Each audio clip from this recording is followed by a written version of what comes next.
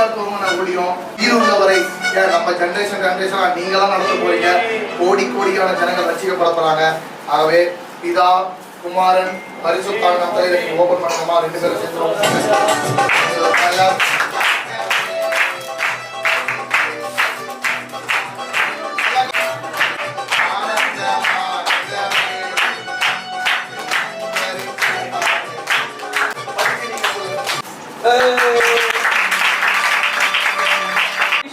தலைப்பு என்னன்னு பாத்தீங்கன்னா SBI-னா என்னன்னா ஸ்ட்ரெஸ் பஸ்டர் இன்ஜெக்ஷன். இந்த முன்சொலிஷனுடைய தலைப்பு ஸ்ட்ரெஸ் பஸ்டர் இன்ஜெக்ஷன்.